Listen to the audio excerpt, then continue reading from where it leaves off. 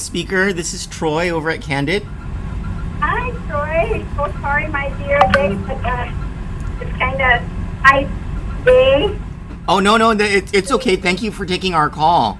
I saw your FOIA to Dr. Jensen over at UOG over at Weary, and I'm very curious. Why did you send that FOIA? Well, it's really very simple. Because, an advisory came out from USA talking about PFAS and how harmful it is, and we also, and from what they have indicated when they showed a map of all the states, and they mentioned 2 territories, and Guam is definitely listed as one. So, and the reason for that is because then we don't know yet really what our exposure has been under the new standard. Okay. And as you know, the old standard is 70 parts per billion, and now the advisory is almost near 0. And so that is why I'm asking for more information on monitoring of our water wells. As you know, we only have basically one major water well, and it's our northern aquifer.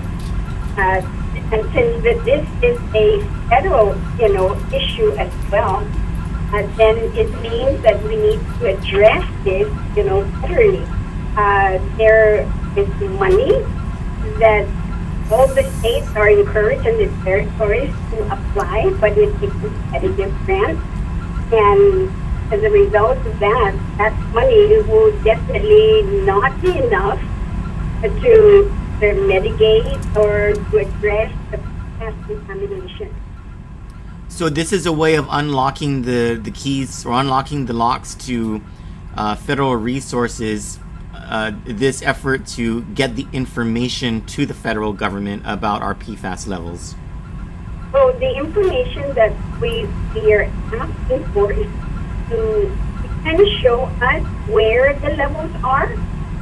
We want to be able to get ahead of this problem, because after all, this is a safe drinking water that would affect everybody on island. Understood. Well, is there anything you wanted to add to this, Madam Speaker, for our audience to know? So I don't want, of course, to alarm our people, but I do want to know them to be aware of this. But my understanding is that there are a couple of wells that have been closed. I also understand in reading a report put out by Weary, that's why I've been requesting them information, that they are using a carbon, they call it a granular activated carbon filters that they have installed. And if you notice that in the FOIA, it's also asking, where were they installed, what wells they were installed, and how effective they are, or are they working? Because they can really show through studies that yes, if it's working, then that's something that we all need to know, and more importantly, what would the cost be cost prohibitive? If we need to put it in all of our wells, we can't really even begin to think of this until we know what the data is showing. So that's why I'm asking for the information. I am not putting blame on anyone whatsoever, but this is an issue that, all of us must be working together to mitigate or resolve. So you want this, so this is an issue that you believe needs more proper attention from officials everywhere. Yes, and as you know, I don't have the exact date, but I know that our AG has, and the governor will be joining other governors throughout the state to actually join in a class action suit against the companies, who have been selling, these chemicals, but that's a very different angle versus the angle now where President Biden, and Congress has provided billion to the states and territories to apply for, to do not just a study but mitigation, for their drinking water wells.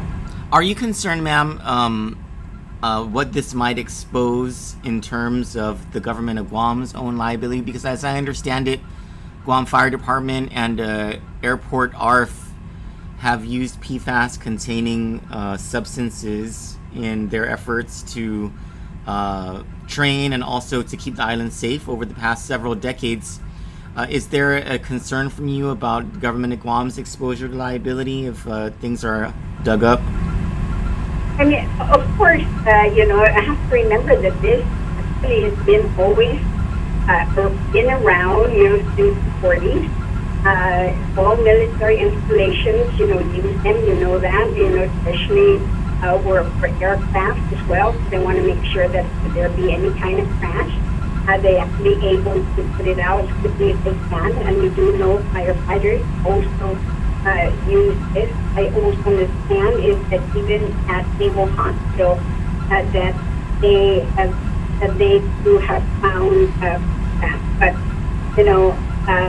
whether the liability will be against the government, that's why I guess maybe a lot of governors will take this in the state, to sue the companies because it was never divulged to them, the hazards rather of using these chemicals. Do you think it's the right thing to do? This is my last question, ma'am. Do you think it's the right thing to do for the government, for the legislature, to waive sovereign immunity up to a cap if Guam's firefighters in both GFD and ARF were to get some sort of medical statement saying that yes, they were exposed to PFAS and yes, they are due damages from the government of Guam? Is that something you believe is the right thing to do, or do you have any thoughts on that? Well, like anything, of course, most importantly, as I said earlier, is that we need to know how expensive this is before we can actually start addressing all of the issues in terms of mitigation, resolution, mitigation, or what have you. Okay. I've always been a believer is to let the data, drive, of course, the issue or the agenda or what it is that we're working towards resolve. Thank you, Madam Speaker. I really appreciate your time, and please drive safely and have a blessed day. Thank you. You too. Okay. Take care. Bye. Bye. Bye-bye.